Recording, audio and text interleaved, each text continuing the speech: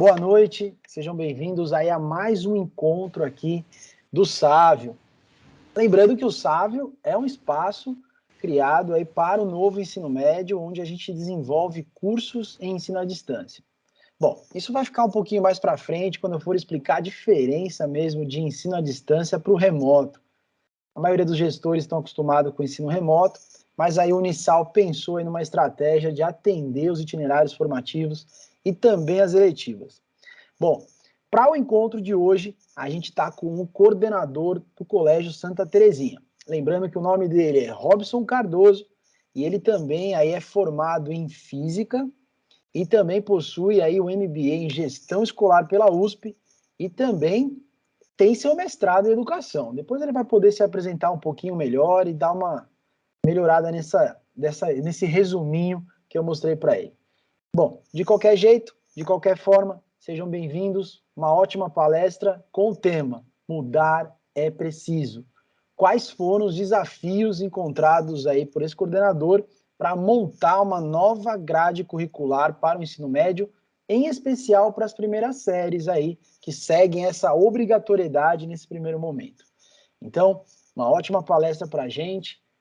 Eu vou passar a palavra agora para o nosso pró-reitor de extensão, para fazer os seus comentários também iniciais, e logo depois ele já encaminha aí para a apresentação do Robson, e já, desde já, em nome de todo o Unisal, e também aqui da nossa equipe do Sávio, eu agradeço a presença de cada um.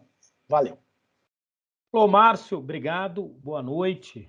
A quem dirijo também, boa noite aqui aos participantes, de maneira muito particular o professor Robson, que hoje aqui está conosco e poderá partilhar um pouco, né, de suas ideias, perspectivas, né, sobre novas perspectivas, claro, para o ensino médio. Bom, esse é um projeto, né, Márcio, como você falou, do Unisal, né, que tem uma pretensão, né, de não somente de uma alternativa, mas de ser uma via formativa, de fato, para o aluno, né, de um conteúdo que tende a contribuir com a formação, com a educação desse aluno no ensino secundário, na educação básica, né? Esse projeto que foi pensado pelo nosso reitor, o Padre Capucho, né? E ele está no momento ainda de início, né, de apresentação da proposta, né, mas que tem um fim, uma finalidade que ela é muito clara, né, e que ao mesmo tempo que tem essa finalidade, portanto, de contribuir com uma formação, né, mais abrangente do aluno, quer ser um meio, né, de complementar então essa educação. Bom, queria agradecer então ao professor Robson Cardoso pela disponibilidade em poder contribuir conosco, em poder partilhar um pouco, como eu falei no início, de suas perspectivas, né? E a quem aqui eu passo a palavra, né? Faço aqui os votos de uma excelente exposição. Então, obrigado, Márcio, obrigado, Robson, pela disponibilidade e passo a palavra para você. Oi, obrigado, boa noite, Antônio, Márcio, todo mundo que está participando. Obrigado pelo convite. Fiquei honrado de poder vir aqui falar sobre esse desafio, né, que todo mundo enfrentou para poder construir um currículo novo, uma matriz nova. Nós estamos vivendo uma mudança, assim, de uma quebra de paradigmas, né, na educação. Antes, nunca, né, a gente tem uma mudança que talvez seja mais significativa, mais importante em que a gente viveu. Eu, né, tenho 22 anos de magistério, então foi o maior desafio que eu já encontrei na educação, foi esse momento que nós estamos vivendo com essa nova implantação, com essa implantação do novo ensino médio. Então assim, vou deixar essa conversa assim bem aberta para que a gente possa trocar ideia, assim, não fique muito um ritmo assim de palestra, assim, mas sempre que quiserem interromper aí para fazer algum comentário, tirar alguma dúvida, porque o que vamos conversar aqui é como nós chegamos nessa matriz. Eu sou coordenador do 9º ano e da primeira série do ensino médio no Santa Terezinha, aqui em São Paulo. Aqui no colégio no Santa Terezinha, nós temos uma coordenação de 9º e 1º, e depois uma coordenação de 2ª e 3ª série. Então, coube lá o nosso setor, né, que é de 9º e 1º, iniciar essa mudança, já que a implantação vem para a primeira série no ano que vem. Então, a gente que saiu quebrando a cabeça, claro que contei com a ajuda dos colegas que também estão na 2ª e da 3ª série, mas todo o peso ali da mudança, todos os olhos do colégio ali se voltaram para o nosso setor, né? Tendo em vista que a primeira série inicia isso já a partir do ano que vem. Bom, o que eu trouxe aqui, então, foi justamente o que nós apresentamos para os pais, as mudanças que nós trouxemos, e aí vou comentando um pouquinho sobre as dificuldades e o que aconteceu ao longo disso, certo? Antes da gente iniciar, eu trouxe também, a gente inicia aqui o Boa Noite, vou fazer uma leitura aqui um momento de reflexão, um texto que nós trouxemos também, lemos com os alunos, lemos com os pais, gostaria de ler com vocês também. Aprendi com Deus que ventos fortes nos fazem atravessar desertos como sementes e voltamos como flores. Aprendi com Deus que palavras voam feito pássaros, mas atitudes silenciosas são como árvores que se fincam no chão, criam raízes e dão frutos. Aprendi com Deus que até o céu tem o seu tempo de azul e de cinza, de nuvens e de sol, de luz e de escuridão, mas que tudo acontece no seu tempo. Aprendi com Deus que acordamos todas as manhãs porque Ele é quem nos desperta para novas batalhas, novas vitórias, novas vivências. Aprendi com Deus que nada é por acaso, que para tudo e todos existe uma resposta e que com paciência tudo se encaixa no seu devido lugar. Aprendi com Deus que não existe sorte, mas existem bênçãos, que somos frutos de um amor sem igual e sem limites, e que a fé nos faz abençoados todos os dias pelo zelo e misericórdia de Deus. Acho que esse texto vem muito bem, assim, porque nós precisamos de muitas dessas palavras durante esses momentos que a gente teve para ter paciência e poder lidar com essas coisas. Então, podemos fazer uma oração juntos, em nome do Pai, do Filho e do Espírito Santo. Ave Maria, cheia de graça, o Senhor é convosco. Bendita sois vós entre as mulheres, bendito é o fruto do vosso ventre, Jesus. Santa Maria, Mãe de Deus, rogai por nós, pecadores, agora e na hora de nossa morte. Amém. Nossa Senhora Auxiliadora, rogai por nós, em nome do Pai, do Filho e do Espírito Santo. Amém. Bom, pessoal, eu vou já trazer aqui como é o nosso colégio, né, para que também as pessoas entendam quais foram as mudanças necessárias. Como é o nosso ensino médio, nosso antigo ensino médio, né, que termina aqui em 2021. Hoje ele é composto, como na maior parte das escolas, com as disciplinas da base, né, as disciplinas tradicionais, e a parte diversificada. Então, o nosso colégio, hoje, ele tem essa característica. Ele tem ali as disciplinas das áreas de linguagens, as disciplinas da área de matemática, da área de ciências da natureza e da área de ciências humanas. Essas aqui são as disciplinas que compõem a base.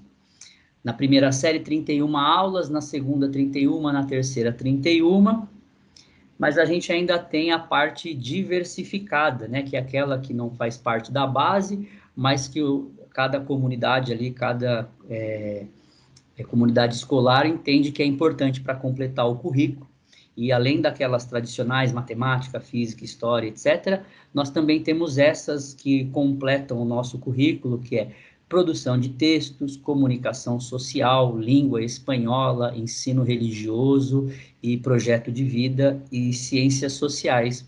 São essas disciplinas que compõem, então, aquelas que são chamadas de BNCC. Essa daqui é a parte diversificada do nosso currículo. Então, o nosso ensino médio hoje, ele é assim, ó, Ele tem 31 aulas de BNCC e 5 aulas de parte diversificada. Somando tudo, 36 aulas. É o que os nossos alunos têm hoje. Eles ficam na segunda-feira eles têm 8 aulas, e de terça a sexta eles têm 7 aulas. Certo? Quais foram, assim, os principais pontos de modificação que a gente leu? A gente, quando veio essa demanda que a gente precisaria fazer mudanças, a gente, claro, saiu estudando, perguntando para um monte de gente, né? Descobrimos que muitas pessoas estavam com as mesmas dúvidas que a gente tinha, inclusive pessoas ligadas à diretoria de ensino mesmo, né?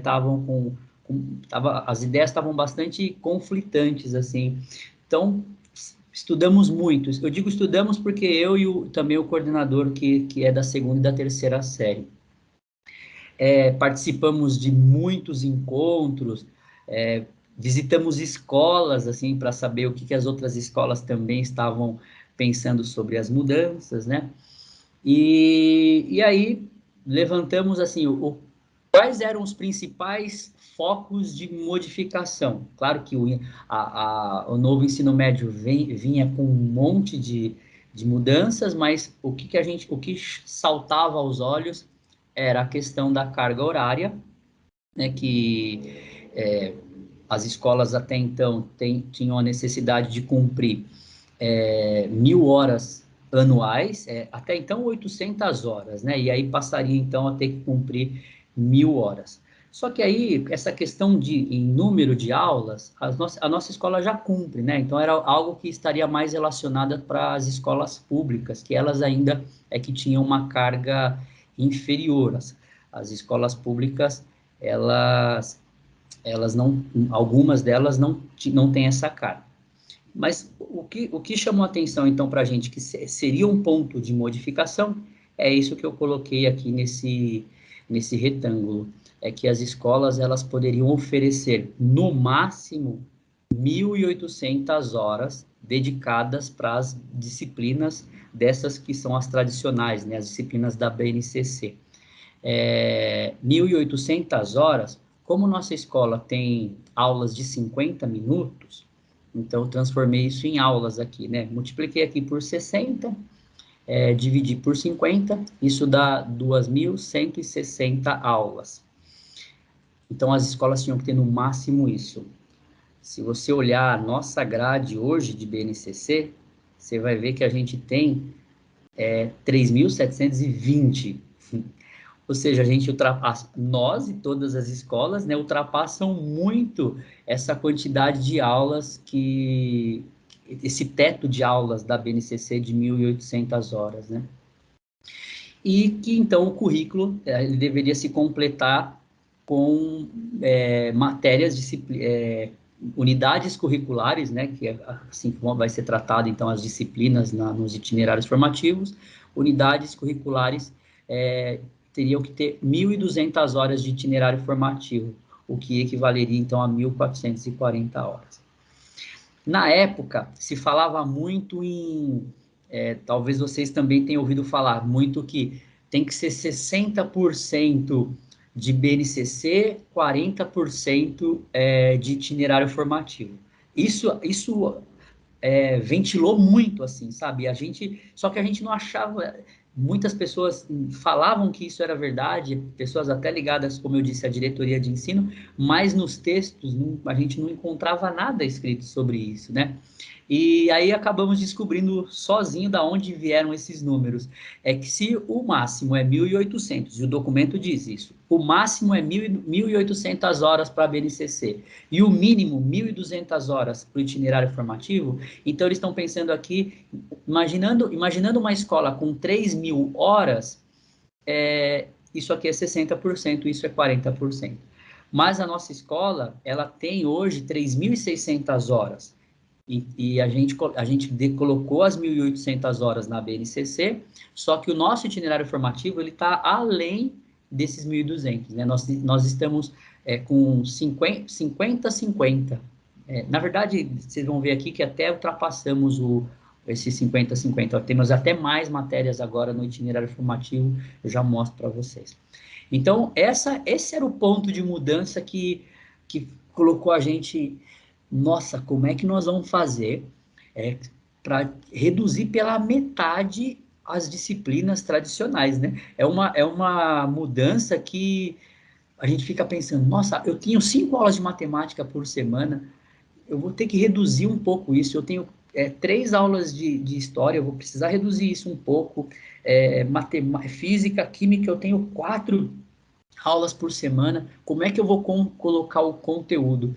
Mas a questão já não era mais, então demorou para que a gente até entendesse que a questão já não era mais o conteúdo em si, né, mas a competência que aqueles conteúdos iriam trazer. Então, fomos entendendo isso para poder construir esses itinerários formativos e, claro, uma preocupação que vem não só com a escola, mas com as famílias, com os alunos, com os professores, e o vestibular vai mudar, né? Nós estamos com muita esperança que ele mude mesmo, só que vamos, entre aspas, comprometer o currículo, né, a formação dos alunos com alguns conteúdos, pensando que lá na frente ele vai fazer uma prova de vestibular, o que vai cair nessa prova de vestibular. Então, essas eram perguntas que vinham e a gente conversava com os professores, debatia muito e até que nós chegássemos num modelo que agradasse.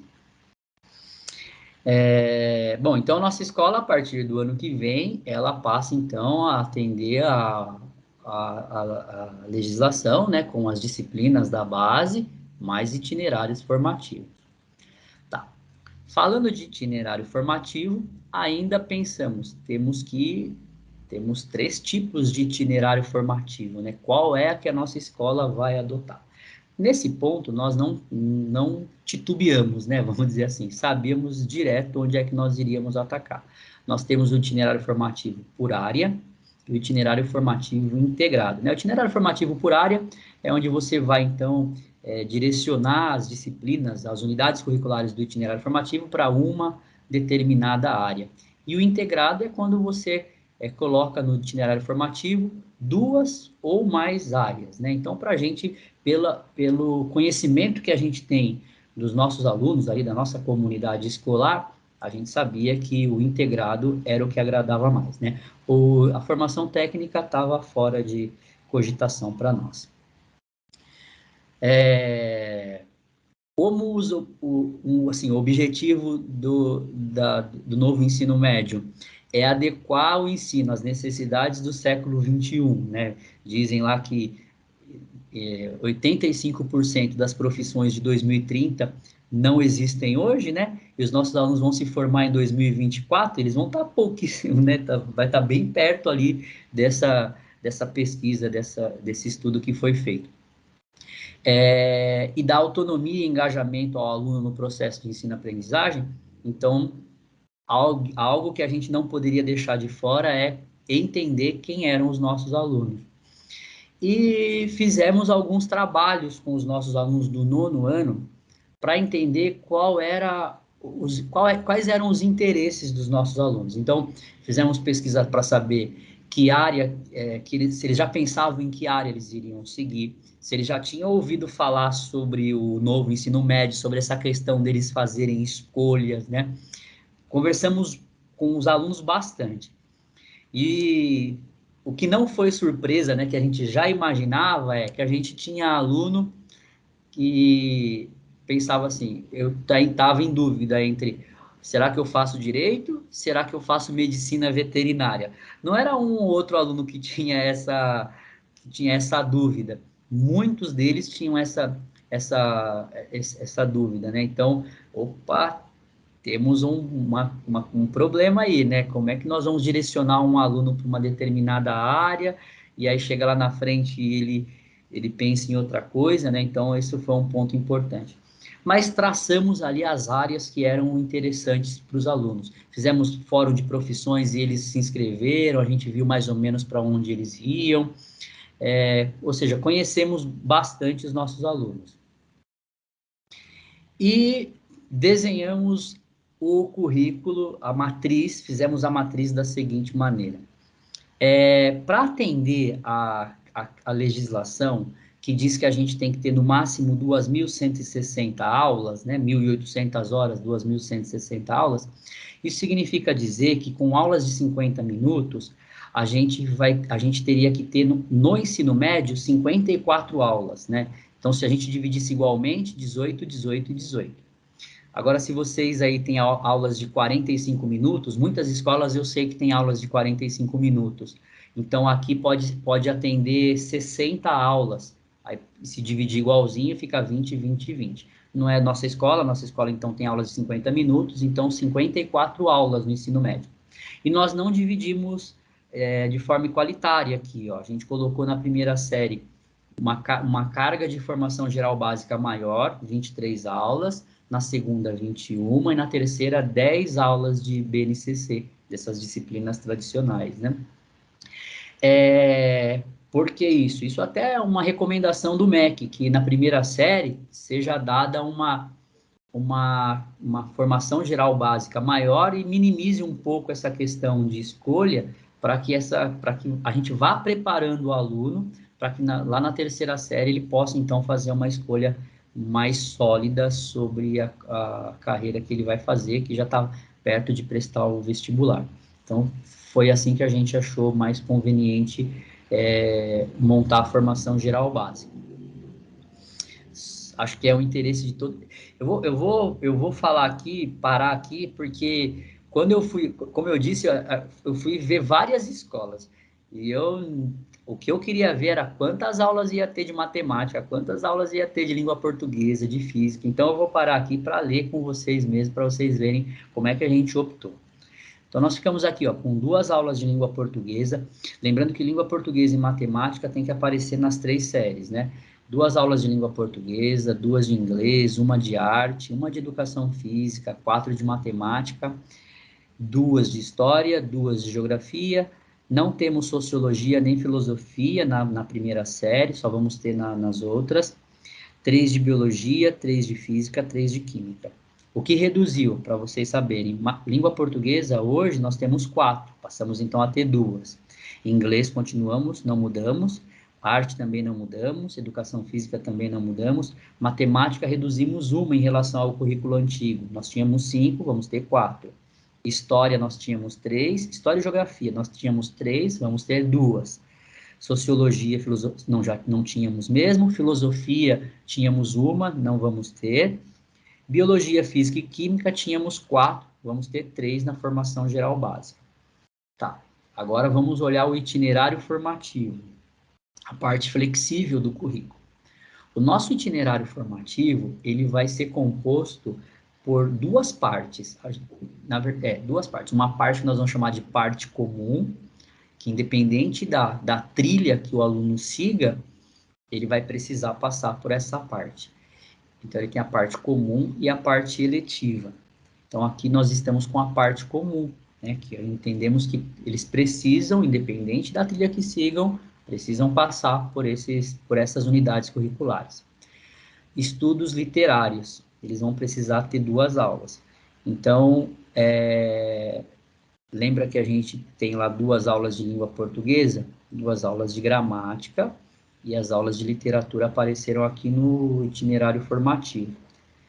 2 aulas de práticas de leitura e escrita, 1 aula de fundamento de matemática aplicada, 2 aulas de projeto de vida, que é uma unidade curricular obrigatória segundo a lei. 1 aula de ensino religioso, que é do carisma do nosso colégio, né?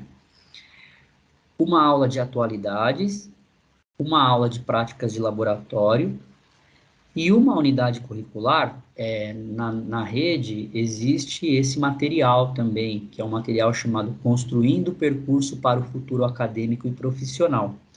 A gente teve contato com esse material, a gente teve notícia dessa unidade curricular que estava sendo disponibilizada pela EDB para as escolas. E nessa unidade curricular, os alunos terão contato com as 4 áreas. né? Matemática, linguagens, humanidades e natureza. Então, essa unidade curricular a gente entende que é importante para que ele possa, tendo contato com as 4 áreas, já ir formando, então, entendendo o que vai querer quando chegar na 3ª série.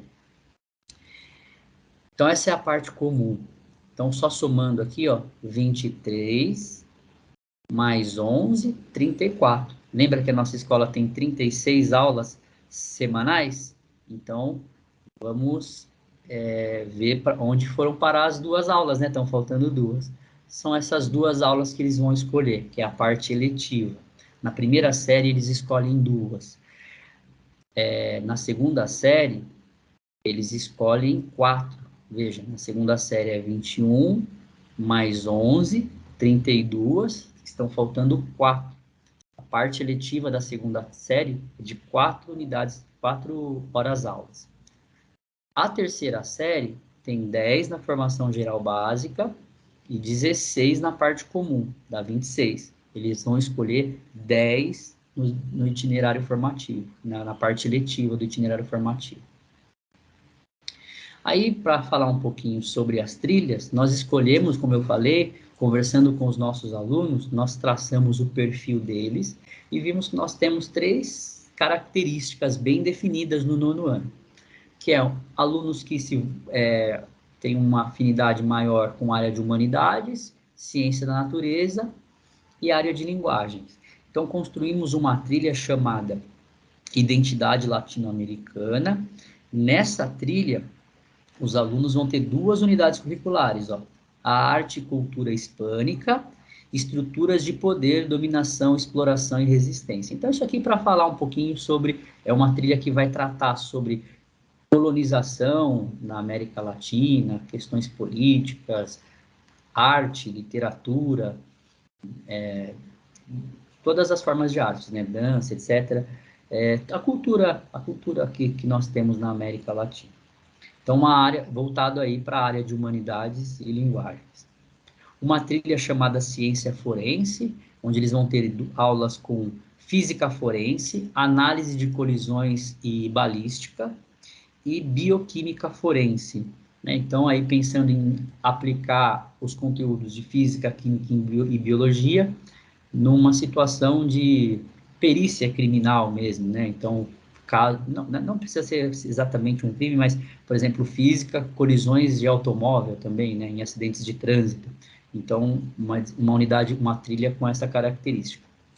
A outra trilha, no nosso 9º ano, a gente tem inclusive uma revista que os alunos, a gente tem um grupo de alunos que constroem uma revista muito interessante, eles se envolvem bastante com essa revista, então existe um grupo enorme de alunos com interesse nessa área de linguagem, de textos jornalísticos, mídias sociais, comunicação em mídias sociais.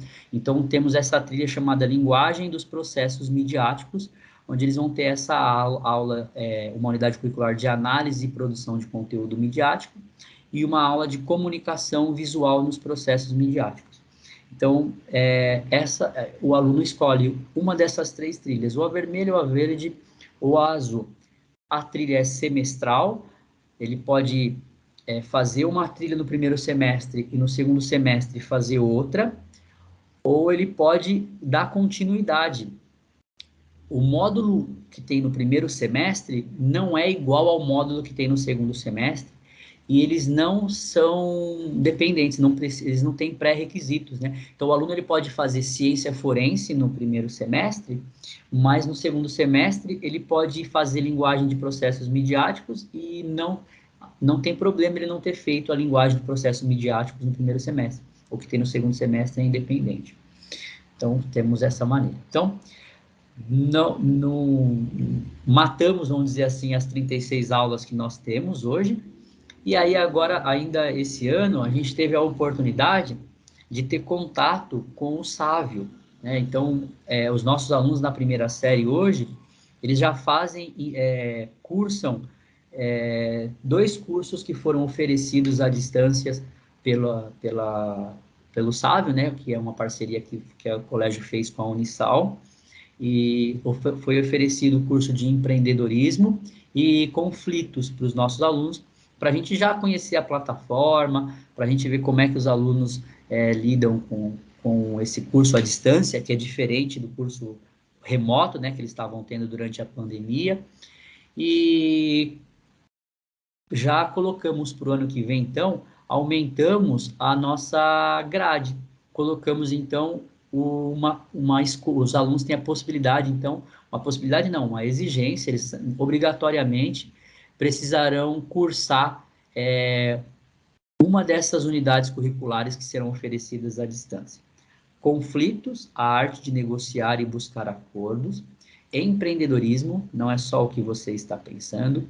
Finanças, já posso investir. E astronomia, uma visão geral, na verdade a gente mudou nesse curso, é uma visão super nova, né, Márcio? É isso, né?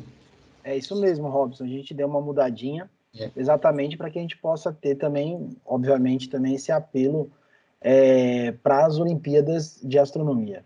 Né? Esse curso de astronomia, ele veio bem, a nossa escola tem uma participação grande de alunos nessas Olimpíadas científicas, então, as Olimpíadas de Astronomia, essa coisa, a MobFog, que é a Mostra Brasileira de Foguetes, os alunos têm uma boa adesão. Então, essa unidade curricular aqui na EAD de Astronomia, ela vai se encaixar bem. O nosso material, não sei se todos aqui usam a rede, né? Então, o Rotas, né, que é o material que a rede usa, para o nono ano, o ano que vem, ele vem com a disciplina em ciências, é um curso de astronomia. Então, acho que foi uma boa escolha também ter essa disciplina na nossa grade. Certo? Bom, então, o nosso ensino médio, a primeira série do nosso ensino médio, ela era assim, como eu disse, ela tinha 31 aulas de BNCC, mais 5 aulas de parte diversificada, né? E a partir do ano que vem, ela vai ter 23 aulas de BNCC e 15 aulas de itinerário formativo, sendo que dessas 15 aulas, 11 é da parte comum, 2 é da parte eletiva presencial e 2, né, o equivalente a 2 horas aulas, né, porque na verdade a EAD não tem a aula, né, ele não, hoje eu não tenho 2 aulas por semana, ele tem uma carga horária semestral de 40 horas. Se a gente fizer a equivalência com o que a gente tem na matriz, isso daria em torno de 2 horas semanais, né? Então, temos essa apresentação. Olhando assim, parece que fica limpo, né? Mas eu brinco com o nosso coordenador da segunda e da terceira série, quando a gente montou a matriz, não é nenhum exagero, a gente montou 42 matrizes diferentes antes de chegar nessa matriz.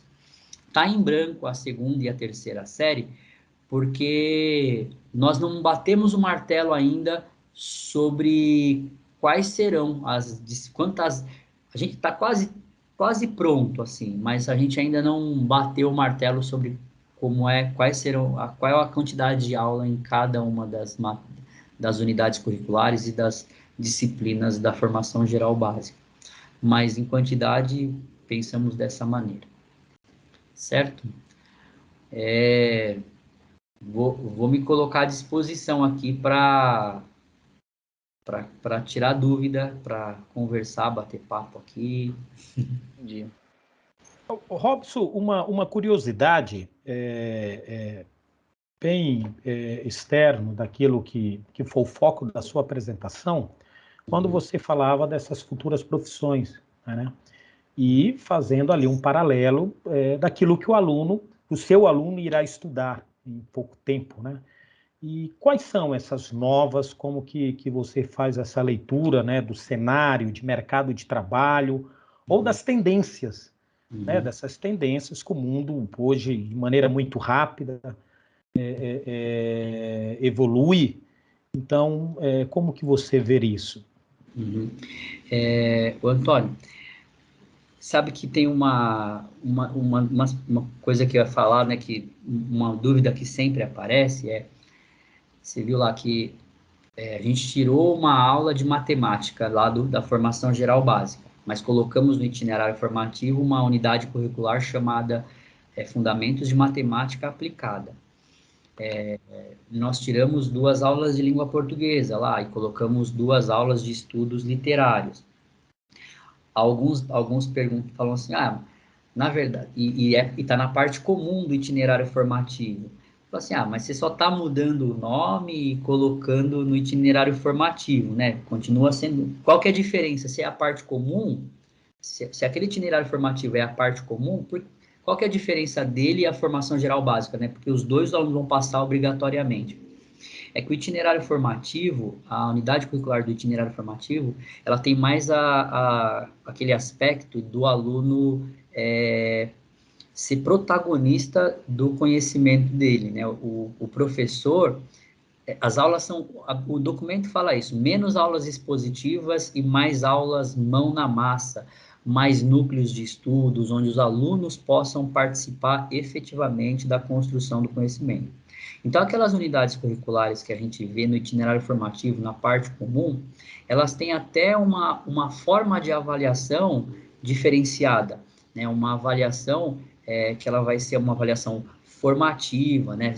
Processual, de acordo com a produção deles. Então, o que a gente percebe, assim, que é uma demanda para o futuro profissional? Empatia, trabalhar em grupo, liderança, saber se colocar. Então, essas unidades curriculares que estão no itinerário formativo, pela forma como ela vai ser levada, né, usando muito dessas metodologias ativas, ela vai fazer com que a gente consiga construir no aluno essa forma de trabalhar em equipe, de lidar com o outro, de ter empatia. Então, eu acho que o profissional do futuro, ele está mais relacionado, ele não está relacionado só com as questões cognitivas, mas também com essas. Ok. E a própria BNCC traz essa preocupação também, né, Robson, com a questão do socioemocional, da questão aí de um perfil mais empreendedor, e lógico, entender o empreendedorismo não apenas como abrir empresas, que é a proposta do Sável, mas entender também o empreendedorismo como um perfil de buscar soluções, identificar problemas e apresentar soluções, isso é empreendedorismo. E, de fato, então, a própria legislação já está prevendo isso, né? Eu acho que a grande dificuldade é exatamente o que você falou, né? Como que esses itinerários, ou mesmo uma eletiva, ou mesmo a própria matriz obrigatória, como ela vai articular, né, com essas competências e habilidades para poder atender esses anseios, essas demandas desse profissional que vai ser exigido daqui a alguns anos, né? Porque é o que a gente fala, né? Você mesmo fala, que eu conheço, você já falou, e vão existir profissões aí daqui a 10 anos que a gente nem sabe quais são essas profissões e que o mercado vai exigir que elas apareçam e que elas sejam desenvolvidas. Ou seja, não vai ter uma formação acadêmica para essa nova profissão, mas o cara tem que estar preparado com o desenvolvimento dessas competências e habilidades, né? E saber, né, Márcio, colocar essa questão da interdisciplinaridade acaba sendo bem forte nisso, né? Lá no colégio também a gente tem uma metodologia ativa, né? Mas a gente tem uma disciplina no colégio chamada STEAM, que ela é uma sigla em inglês para Ciência, Tecnologia, Engenharia, Arte e Matemática. E nessa disciplina, os alunos, para poder resolver um problema, o professor traz uma situação, um problema para eles precisam se utilizar de conteúdos que eles têm, não em uma determinada disciplina, mas num conjunto de disciplinas, né? Que são os problemas que a gente imagina que a gente sabe que vão ter mesmo quando ele for para o mercado de trabalho. Ele saber utilizar desses vários conhecimentos que ele teve para poder solucionar uma situação. Bom, eu abro então aqui também para a gente poder ver se vai ter mais alguma pergunta ou não. Do contrário, a gente já caminha para o final aqui da nossa explanação. E aí eu pergunto, já que tivemos uma turma aí um pouco reduzida hoje, com a Rita, com a Clélia, com o Vitor, agradeço a presença de cada um de vocês. E aí faço a última pergunta, alguma dúvida, alguma curiosidade para que possa ser compartilhado, também da experiência de vocês, de alguma coisa por onde vocês passaram para a gente poder ter essa troca? Eu posso falar, professor? Por favor, Rita, seja Bom, bem-vinda. olha, boa noite a todos aí. Eu gostaria de perguntar para o professor Robson. Primeiro, eu tenho que me apresentar. Eu sou professora do curso superior de Direito, eu sou advogada há muitos anos e dou aula no curso superior de Direito, não é? E dou, aqui, eu sou de Valinhos, e aqui tem um colégio alemão que chama-se Visconde de Porto Seguro, aliás, tem em São Paulo também, né? É bem tradicional. E para a escola alemã, desde sempre eu dou a instituições de direito e a comunidade europeia, desde o do primeiro ano da série, né? Eu estou fazendo agora, estou terminando, meu mestrado na Unisal para a educação, porque eu pretendo levar a questão da Unesco, da educação para a cidadania, um pouquinho mais adiante. Então, nessa trilha, que o senhor bem falou que tem uma trilha especial de ciência forense, mas muito mais voltada para as questões, o senhor mesmo adiantou que era em razão de uma percepção mais científica do que comportamental e estrutural, não é? E segundo o meu trabalho, pelo menos as conclusões que eu estou tirando, é que esse exemplo dessa escola média, do curso médio que eu tenho o prazer de ser professora também, a gente poderia pegar exatamente uma trilha dessa para colocar nosso aluno já desde o 9º ano, acredito eu, né, seria ideal, com a percepção das instituições de direito, dos seus direitos fundamentais, a importância da nossa Constituição, como funciona o nosso Congresso, como são elaboradas as leis, a hierarquia das leis kelsenianas, porque não importa qual seja a profissão que o nosso aluno tenha no futuro, seja uma profissão que hoje nós conhecemos, ou uma outra que, como bem falou nosso colega, está aí por nascer uma nova profissão, mas o cidadão, para ele, dentro de uma cultura que ele consiga entender, ainda mais num país de hoje, né, como a gente está vendo, que tudo que está acontecendo, que nós preparemos os nossos alunos também para que eles enxerguem do ponto de vista da cidadania. O senhor acha que isso é provável, doutor Robson? Professor Robson. Interessante que, assim, eu não passei aqui, nessa apresentação, cada professor que vai conduzir a trilha, ele fez uma explanação de como das ementas, né? E aqui eu fui bem superficial falando da ciência forense, da identidade latino-americana, mas o professor, quando ele fez a apresentação do ciência forense, ele tocou exatamente nesse ponto que a senhora colocou. É você, por favor, né? Eu sou mais velha, mas dentro desse conjunto aí, vamos lá. Então, não, ele tocou exatamente nesse ponto que você colocou sobre, ele fala sobre as leis, né, que é claro que a disciplina tem esse nome, mas não é para formar nenhum perito, não. É mais para ter ali uma aplicação da física, num caso que, né, num contextualizado, da biologia, num caso contextualizado, mas também despertar a curiosidade dos alunos nessa questão de como é que a lei lida com essas questões, né? Qual é a cidadania brasileira, sobretudo, e uma cidadania que hoje se coloca digitalmente, uma cidadania global, porque hoje todos os nossos alunos estão para o mundo, né? Como nós todos.